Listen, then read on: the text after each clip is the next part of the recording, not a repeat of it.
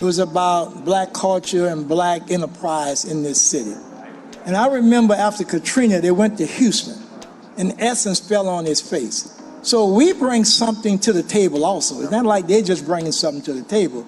We bring something where this is the only walk-in city in this country where people can have an event and people can walk from their hotel to the event and back.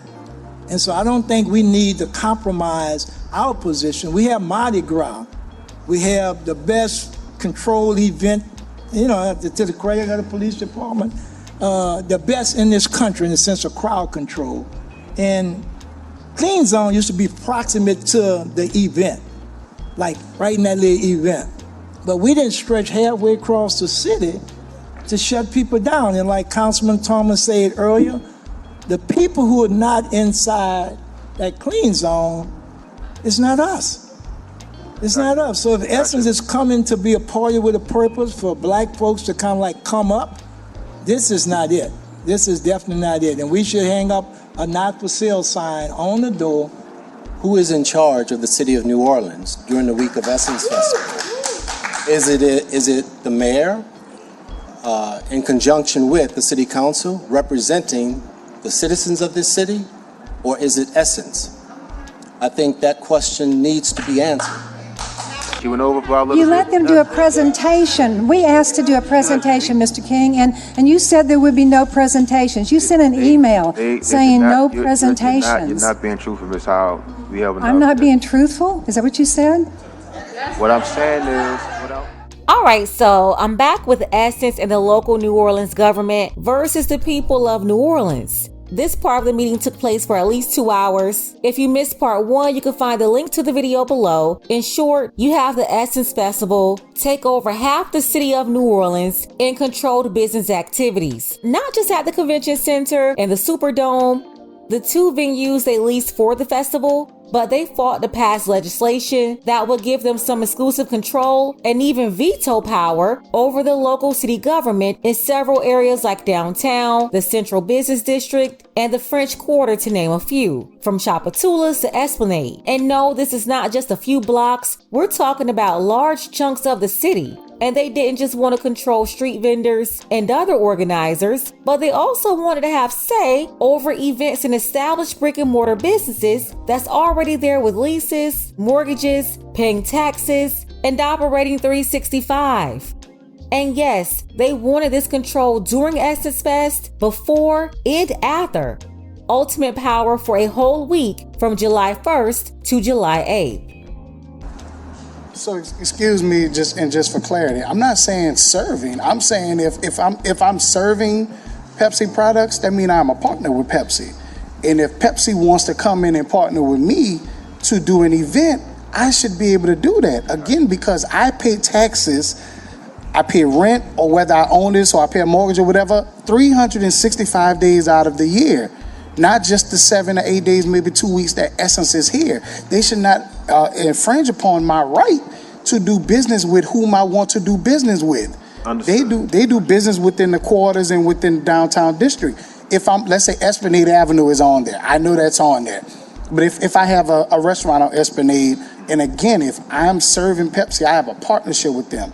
And if corporate contacts me and wants to do an event during the 1st through the 8th, which is also egregious, because you're not even doing business at the Dome or anything the first 2 or 3 of those days, and then you also cut off at the end when you're not even doing business at all, it's overreaching. That's all I'm saying. Thank you. Understood. Exactly, that's a whole week. And a holiday week too, the 4th of July. So they're asking to control what everybody is doing on the 4th, days leading up to it, and after, with exclusive control and or veto power on some things. And no, this didn't just impact pop-up businesses, but certain rules must also be followed by physical businesses if they fall within the clean zone too. Certain rules like not being able to compete with any of the festival's corporate sponsors. Born and raised here in New Orleans, Louisiana, graduate of St. Augustine High School, Tulane University, served in the United States Marine Corps for 22 years and retired. I love this city. I love what it represents. And this is not to downgrade or belittle Essence in any way, shape, or form, but I will ask, and for now, this is a rhetorical question. Who is in charge of the city of New Orleans during the week of Essence Festival? Is it the mayor in conjunction with the city council representing the citizens of this city, or is it Essence? I think that question needs to be answered. And you already know OG City Girl Mayor Cantrell is going to be somewhere in the front row or on stage, popping her thought pocket at every event. She's selling the people out left and right, not just for Essence, but for everybody. And the people allow her to get away with it. They support her because she's at every party, bouncing with the people. Yeah, as long as you're bouncing, you can rob them blind. That's how politicians get over on black people everywhere. That's why the Democrats are always coming around us dancing. Yeah, that's how you get over on us. Food, music, and dancing. And just like that, you got us. Additionally, I would add that upon retiring from the Marine Corps, I started driving Uber. I did it for 4 years and absolutely loved it. As we all know, there will be thousands of visitors in our city during Essence. Are we required to take those or transport those visitors who will undoubtedly utilize the rideshare services to a designated area that is outside of the clean zone so that they get to their destination? Or should we say to those visitors visiting our lovely city, we can only take you so far because there's a clean zone enacted during this week of Essence Festival?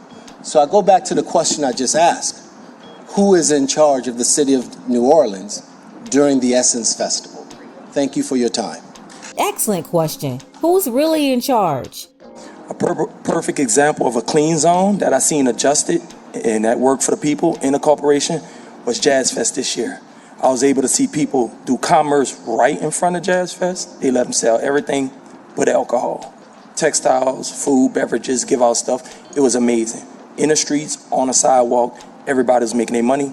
Jazz Fest made their money off of Rolling Stones. And that was accomplished because they adjusted and scaled back their clean zone. At one time, they wasn't even letting people sell their own parking spaces on their private land without a permit from the city. And then the council adjusted it, and we had a perfect year where everything coexists. With this clean zone, thank you for shrinking it. I see y'all shrunk it a little bit. But the problem is on section 3, G, where they say all permits are suspended for businesses that's on the sidewalks, city right-of-ways, out in front of enclosed buildings. I'm a Jackson Square artist. All the artists are on the sidewalk. It's basically saying we're suspended from doing that. Now, I know that's not y'all intention, but that's what this letter of law said. And if it's in here and it get approved, it could be enforced. And with third parties enforcing things, they may not know the intricacies of our city. And somebody just could come and say, you can't sell on the sidewalk through what this is, July 1st through the 8th, which is a big time frame.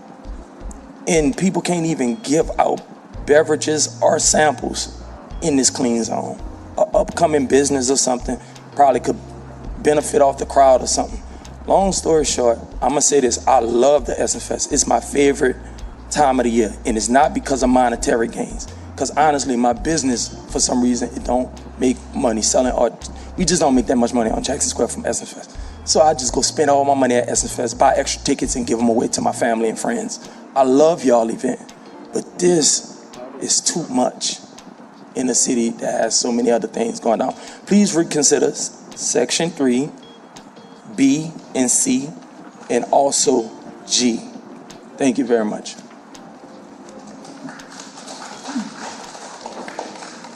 So I wanted to just kind of say, I am in the process of working with James Andrews on the New Orleans Musician Burial Fund.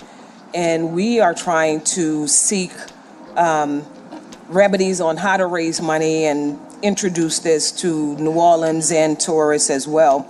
So we are in the process of planning a event, which is one day, it was a 4-day, we've narrowed it down to a 1-day music concert, July 4th, to represent what we used to have on the river as Go Forth on the River.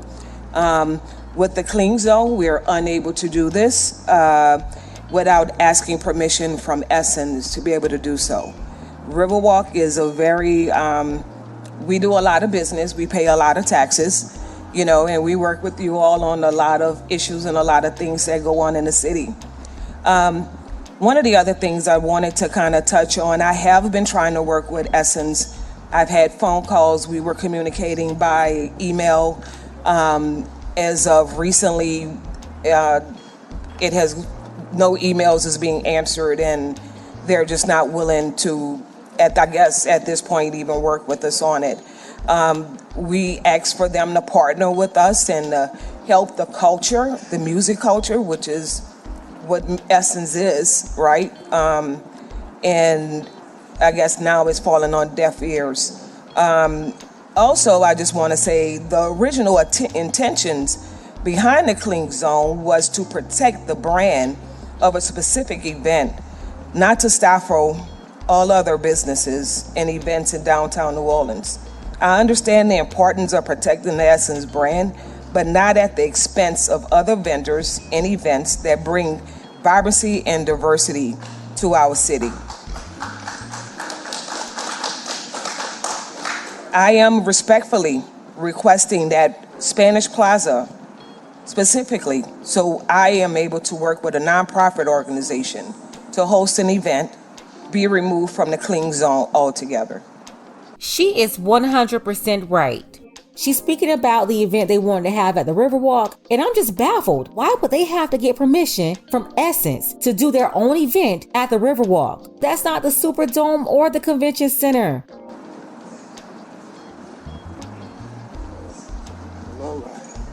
Good afternoon, council members.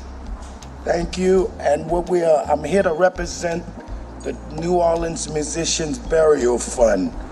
We had so many musicians die, and we can't bury our musicians. We travel around the world and come back home. We can't bury our musicians, all right?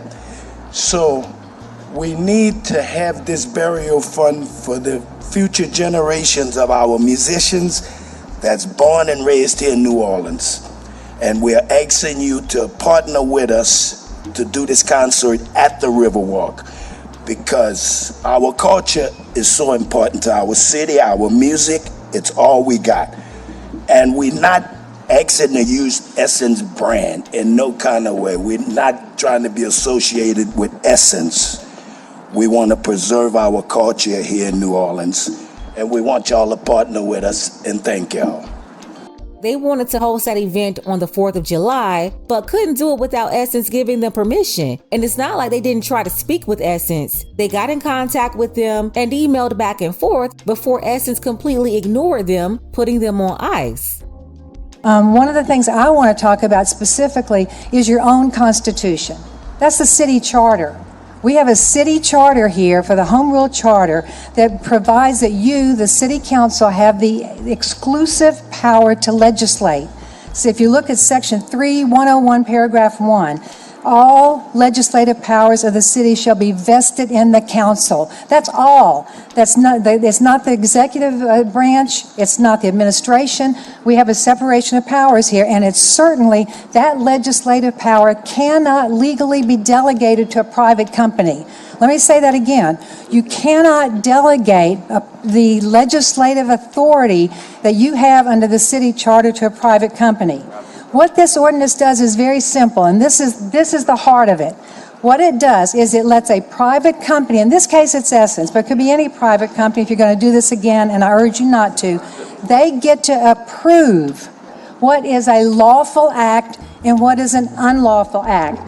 Look at 3A. I beg your pardon, sir. This is important what I'm trying to say. Ms. Howe, respectfully, we've been told by our council you get 30 minutes per item. This has been going on for an hour. I'm just following the rules that I was given. So thank you. Okay, Ms. I'm Howe. going to ask that a motion be made so that I can conclude these points because they're very important points, and I really think you all are embarking on something that you aren't even aware of what's getting ready to happen here. I would really respectfully request that if a motion could be made and seconded and voted on to allow me to continue the points I'm making. You all are getting ready to shut down sidewalk cafes. You're getting ready to shut down car services. You are outlawing the transaction of any business. Look at 3B. Look at 3B, which is what you're getting ready to pass here. No person shall transact any business upon the public streets, sidewalks, or rights of way. And you are giving authority to Essence. They have a veto power over the city under Section 3. On the advertising, they have the exclusive power Ms. Howell, to that's your determine time. Ms. flags Howell. and banners. Time. Come on, man. No, if you told other people they have the time, she went over for our little You bit. let them do a presentation. We asked to do a presentation, Mr. King, and you said there would be no presentations. You sent an email saying no presentations. You're not being truthful, Ms. Howell. We have enough. I'm not being truthful? Is that what you said? What I'm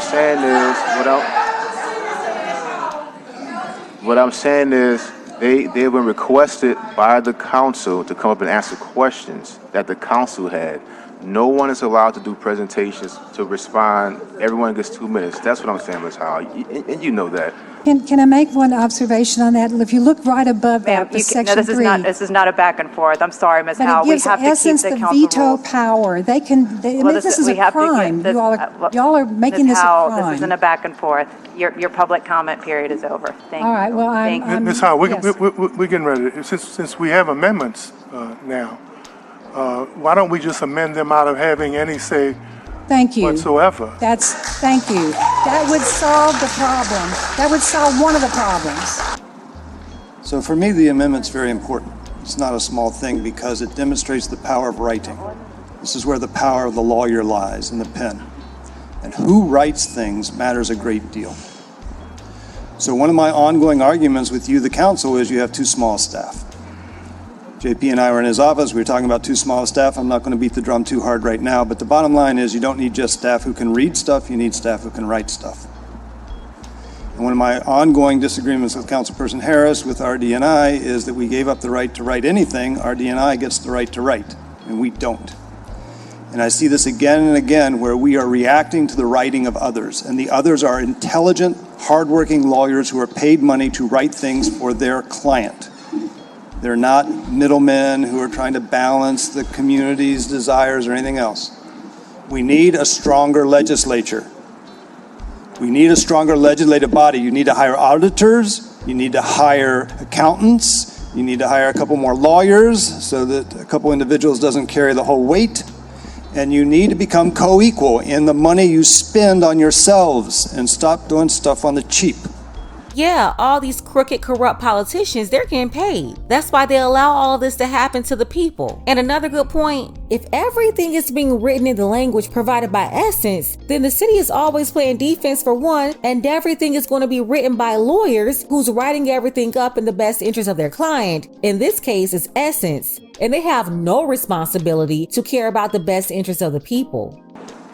Good afternoon. My biggest concern is different. I'm not a kind of like traditional business owner because I don't sell goods, but I organize in this city, and our organization sees opportunities like this where thousands of African Americans are coming in this community, and our job is to register them and vote. And so we would have literally hundreds of people on the street in this so-called clean zone pushing people to register to vote, to turn out to vote. We pay for billboards. Our biggest billboard is at the Claiborne flyover that's faced the Superdome. And so you're telling us some of our people drive Uber and Lyft, and we do all kinds of outreach during this time of the year, especially given what's going on in November. And so we need to find out, and Emily kind of asked a question about our business is the business of contacting and interacting with people. And all of our literature have a QR code on it that give people an opportunity to contact us. And inside that QR code, we ask for donations. And so where do we fit in the grand scheme of things? Because trust me, we will be out there. Come hook or crook, we will be out there. And so we're just trying to get a sense of, do we need to get bail bond money ready now or what? Thank you, Mr. Henderson. You do not need to get bail bond money. No, you don't need to get it. No, you won't have to get it or use it. Based off what we've been told, passing out push cards, passing out flyers, passing out information is not in against the clean zone. You definitely can do that. You want to come back to the mic? I can't hear you. The lady who was sitting here left, and one of the first No, things she she's- opened a conversation with it was about black culture and black enterprise in this city. And I remember after Katrina, they went to Houston, and Essence fell on his face. So we bring something to the table also. It's not like they're just bringing something to the table. We bring something where this is the only walk-in city in this country where people can have an event and people can walk from their hotel to the event and back. And so I don't think we need to compromise our position. We have Mardi Gras. We have the best controlled event, to the credit of the police department, the best in this country in the sense of crowd control. And Clean Zone used to be proximate to the event, like right in that little event. But we didn't stretch halfway across the city to shut people down. And like Councilman Thomas said earlier, the people who are not inside that Clean Zone, it's not us. It's not us. So if Essence is coming to be a party with a purpose for black folks to kind of like come up, this is not it. This is definitely not it. And we should hang up a not for sale sign on the door and saying, I appreciate your amendment about we need to just, like a word search and replace. Everywhere Essence is at, giving them authority to do something, need to replace it with the city council. Thank you. Thank you, Mr. Henderson. He's absolutely right. A lot of people, obviously without historical knowledge of the festival, they'll say things like they should move Essence out of New Orleans. Listen, Essence, they've been organizing this event in New Orleans since the mid-90s. And from the beginning, the city of New Orleans gave them millions in incentives to host their event in the city. And now it's been decades. Not only did the city of New Orleans contribute to the festival its resources, support, and tax incentives, but the state of Louisiana, they've done the same thing. So yeah, people on the internet always talking about they can go somewhere else. Like, stop, go where? That one year they went to Houston was horrible. They love to mention Texas, Miami, and Atlanta. I'm sorry, but none of those places have the unique experience, culture, and nuances that make Essence in New Orleans Essence. It's a lot of things that lined up that made them perfect for each other. The festival, it's been fueled by the unique culture of New Orleans. It's a great setup for organizers to really pull off a good event with a good experience, a safe experience for several days. And I'm sorry, that spirit they get from New Orleans, it can't be recreated anywhere else. They would have to start over and create a brand new name. You're not gonna just be able to pick up and move it and it be the same thing.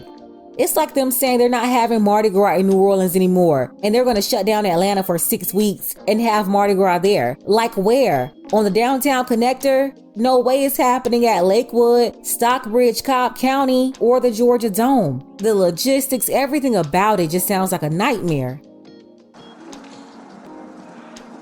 So Emily Posner, General Counsel here on behalf of Voice of the Experience. We have a lot of concerns. It seemed like some of them have been addressed with the amendment.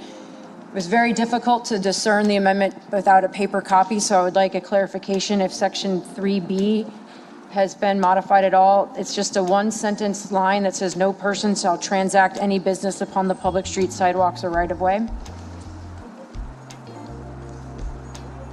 It has, there is a carve-out for those who are currently operating pursuant to a valid and existing permit. And so I think our biggest problem as a nonprofit organization that does have commercial and business activities associated with our work is that there's no definition of what business upon the public streets, sidewalks, and rights of way means. And if we have a group of people that are canvassing in that area with bumper stickers or with stickers, and that's vote related, and we pass that information out with a QR code related to our nonprofit organization, will we be in violation of that Clean Zone Act? With no definition of what business means, we think that that is an overly broad definition, and it needs to be addressed, or at least specifically carved out that people who are exercising their First Amendment right and their right to peaceful assembly and their right to talk to people on the street, that our actions are not being criminalized. And this would directly impact the work that our organization does. Mr. Swenson, can I ask for a clarification really quickly? When you're handing out bumper stickers, are you required to get a permit to do that? You're not. I don't think you can constitutionally. So if you're not required to get a permit to currently do it, then it would not be impacted by 3B regardless. But this says, you didn't take this language out. The language says that you cannot conduct business. If you are an organization that is not currently required to get a permit to do your constitutionally protected behavior, this does not create a new onerous requirement. If you're not required to get a permit in the first place, how could you be blocked from getting a permit? That's my question. Because when you're exercising your First Amendment right to canvass or hand out bumper stickers by a nonprofit, not for profit, you're not required currently to get a permit. I understand exactly what you're saying, Councilmember Morrell. both attorneys, However, people have been so- arrested in the past doing that specific activity during French Quarter Fest, and unless this ordinance is clarifying that, it's overly broad and will encompass our protected speech. I'm sorry, she's right. Y'all have to spell stuff like this out so there's no confusion. Because when you have different people and police enforcing the law on the street, you need to make the law simple and don't leave things up for interpretation. And then he's being way too snappy for no reason. I can't stand these elected idiots. The people, they're not working for you. You're not the boss. The taxpayers employ you. I don't think the language that you've all articulated does that. That's our concern. Okay, I appreciate your concern. Thank you. Thank you. And any other public comment? Okay. This time make a motion. I am very much opposed to this proposed ordinance. Quite frankly, I think this ordinance is frightening because what we're doing is we're turning this city into a profit-making playground. This is supposed to be a city for the people of New Orleans. And instead, we're looking at a sterilized zone covering a huge swath of the city that would shut down public space effectively. I mean, this is frightening. This is fascistic. And I don't mean to be hyperbolic, but it really is, because you're selling out the city to corporations. And I really want to echo the gentleman who spoke earlier, who asked the question, who runs this city? Who runs this city? Is it us? Is it the people? Is it, do we have us and the people and representatives who are responsive to us, or is it big corporations? And so I think we're moving towards a really alarming state of affairs where governing bodies in this country are completely subservient to private capital. We cannot sell our city out to these big out-of-town business interests. It's an attack on our public spaces, and as many have mentioned, it's going to disproportionately impact Black and brown communities. They're putting up more and more barriers for people to live in the city. We're putting more and more people, poor people, working class people in a chokehold, putting gig workers in a chokehold, putting street vendors in a chokehold, putting struggling small business owners in a chokehold, putting artists in a chokehold. This city is putting working class people in one big straitjacket meant to debilitate them. I hear some people talking about, benefits for the economy, benefits for business, but whose economy are we talking about? Councilmember Thomas said there's a lot more money that's flowing through this city than is actually staying in this city, and I completely agree with that. We need money to stay here. We need to see benefits, actual material benefits to our people here in New Orleans. So you have a choice right now. You have a choice. Are you going to stand with big, greedy corporate interests, or are you going to stand with the people of New Orleans? And so we shouldn't just strike one section here, one piece of this ordinance here. We need to strike the whole thing. Thank you. Yeah, money is indeed being generated, hundreds of millions, but it's flowing through. The people, they're not seeing the tangible benefits or the economic impact. I mean, look, you're cutting off local small businesses from being able to participate in the economy. And remember, most of the entrepreneurs being sabotaged happen to be Black. All of this proposed by Essence. Thank you. Thank you. And lastly, Mr. Johnson. Following Mr. Johnson's 2 minutes, we'll vote on the ordinance as amended.